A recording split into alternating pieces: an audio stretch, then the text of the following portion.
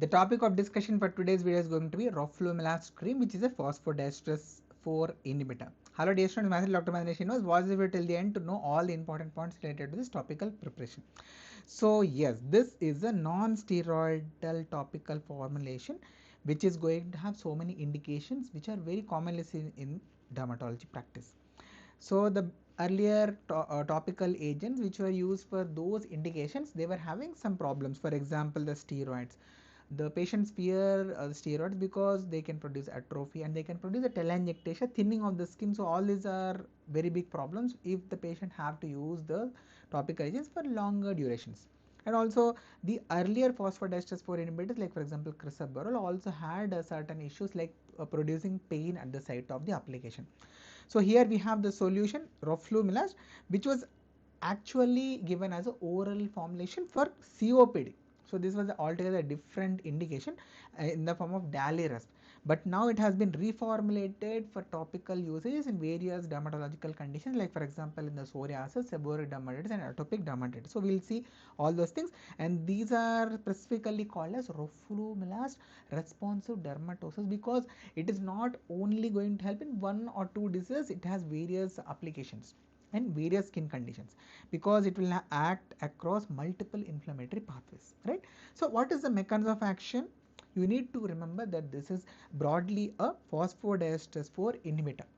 So what is this enzyme causing in the skin? So just look at this. This phosphodiesterase 4 is going to degrade the cyclic AMP, and thereby this Roflumilast is going to act on this enzyme. So what will happen ultimately? There is going to be this increase in the cyclic AMP because the degradation of cyclic AMP is being reduced by this molecule Roflumilast. Not only Roflumilast, you can see here the mechanism is showing Roflumilast and other phosphodiesterase 4 inhibitors like for example Apremilast and crisaborole. All of them are having the activity on the same enzyme, right? So thereby they are going to reduce the conversion of the cyclic AMP into AMP. So then what happens ultimately is because of all this, there is going to be decrease in the pro-inflammatory cytokines and there is going to be increase in the anti-inflammatory cytokines. You can see here these are all the cytokines which are important for you to remember, which are related to different diseases. So you can see here there are so many cytokines which are going to be reduced, like for example tuberculous factor alpha, interferon gamma, interleukin 17, 23, which are very important in psoriasis if you remember, right? And also it will increase the interleukin 10, which is a anti-inflammatory cytokine, right? Right. Okay, so basically this is Roflumilast is going to mimic the cyclic AMP molecule. So phosphodiesterase 4 enzyme is going to think that it has attached to the cyclic AMP, but in the actual reality it is attaching itself on to the Roflumilast, right? So that is the basic mechanism of action. So coming to the differences, okay, in the oral formulation and the topical Roflumilast, what are the differences is this oral formulation which is used in the COPD as Daliresp, it is metabolized in the liver to Roflumilast N oxide, and this less potent against phosphodiesterase 4 inhibitor than the parent medication, right? Whereas if you see the topical formulation, the beauty of topical formulation is it is not converted into the N oxide form. So because of which what happens, it is going to have the high potency binding capacity to the phosphodiesterase 4 enzyme. So that is the difference between oral and topical formulation. You may get a doubt, sir, if there is an oral formulation, why not use that if the patient is having extensive psoriasis? But the problem is the N-oxide formulation which is going to be formed because of the liver metabolism of Roflumilast. So that problem is not there with the topical preparation, right? Not only this, it has a reservoir effect. If it is applied topically, it is going to form a deposit, a depot formation will be there in the stratum corneum, whereby it is going to release slowly. It is called a sustained release formulation. So that is the advantage of topical Roflumilast over the oral formulations, right? So what is the vehicle formulation? So not only the medication, even the vehicle is also important here. Why? Because of this technology called as hydro ARQ technology. It is going to act as a water based cream and it will not form a greasy layer over the skin. So that is the beauty of this, and it contains DEGEE. So this enhances the solubility and penetration of the molecule. So it is having certain patient friendly features when compared to other phosphodiesterase 4 inhibitors. What are those? Like for example, it is free of propylene glycol. Remember, propylene glycol is very notorious for producing irritation and also contact dermatitis of the skin. So this is a vehicle which is used in other molecules it is mixed and it is used as a vehicle to, so that it is going to spread over the skin in a nice way and it is going to act on the skin in other creams like for example crisaborole, whereas in Roflumilast this is not going to be present, the propylene glycol. So that's why the irritation and contact dermatitis is not going to be seen commonly in Roflumilast cream. pH is 5.5. It supports the barrier function because that is the usual skin pH, and it is non-greasy like I have already told you. So it will improve the compliance. The patient will like to use this molecule. And these are all the preparations, dosage forms which are available of this molecule Roflumilast. So what are all the indications? Precisely what are the concentration which are available? Plaque psoriasis 0.3% cream is approved, and yes, it is more than 6 years and all children and also adults, they can use it once daily application. And remember, the important indication for the psoriasis is the flexural psoriasis, which is also called as intertriginous psoriasis. So the patient should be advised to rub the medication completely into the skin. So that is important indication. So the cream should not be left over the skin. Should not be left over the skin. Seborrheic dermatitis, it is available as a foam formulation also. So it can be easily applied in the hair. And yes, it is approved for the children above 9 years old for this particular seborrheic dermatitis indication. Right, and yes, atopic dermatitis, the formulation 0.15 to 0.05% cream can be used in the ages above 6 and also in some certain regions even about 2 years age group also. This has been approved for atopic dermatitis condition, right?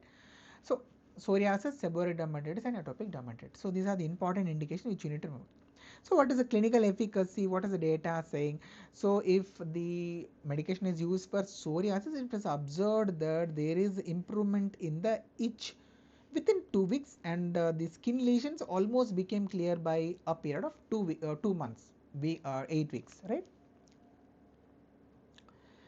Coming to the in atopic dermatitis, so it was also observed that the rapid reduction in the pruritus has been seen in the patients. So these are some of the data regarding the studies of the Roflumilast. Coming to the safety, this is also important. What are the pros and cons of the usage? So you can see the systemic absorption is very low, and there are not going to be any GI adverse effects which are commonly seen with the oral Apremilast and the Roflumilast.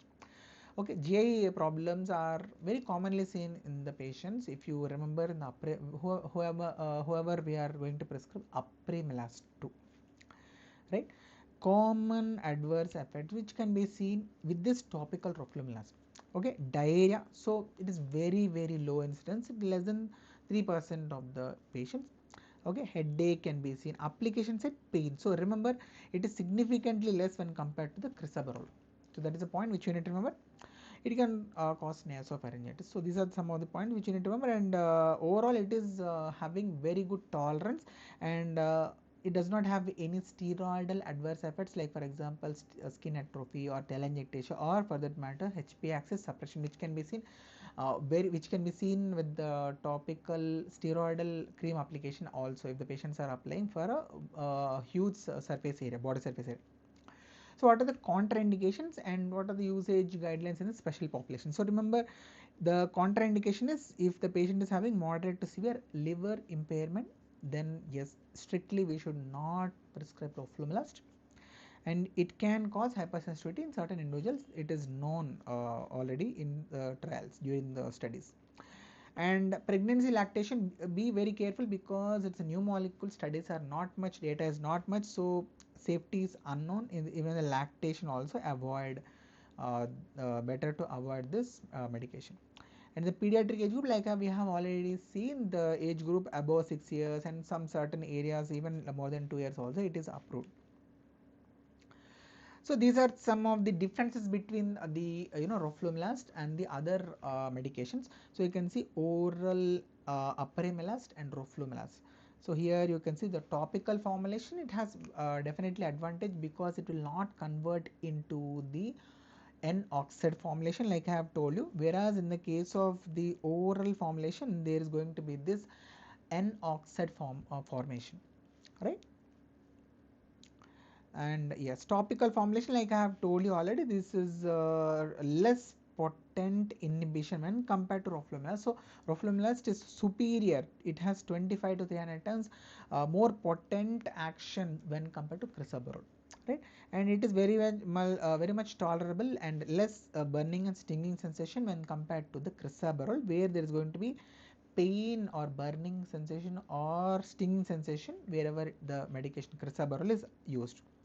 And also compliance wise, it is only once daily application, whereas crisaborole it should be applied twice daily. So these are some of the differences. So what are the take home points which you need to remember regarding Zoryve? It is a potent once daily application which is a steroid free topical phosphodiesterase 4 inhibitor, and it is effective for various conditions because of different multiple mechanisms of action. So psoriasis, seborrheic dermatitis and also atopic dermatitis. So various pathways are taken care of by the single molecule. Yes, the formulation hydro ARQ, so it will not be greasy, it will be water like, and also it is free of propylene glycol, so no irritation, stinging sensation, contact dermatitis over the skin. Yes, it is ideal for sensitive areas, especially the flexural areas, face and genital. This can be safely prescribed. Steroids are very risky, and yeah, it should be avoided in the patients who are having moderate to severe liver failure, and generally safe with minimal systemic absorption. So these are some of the important points related to Roflumilast.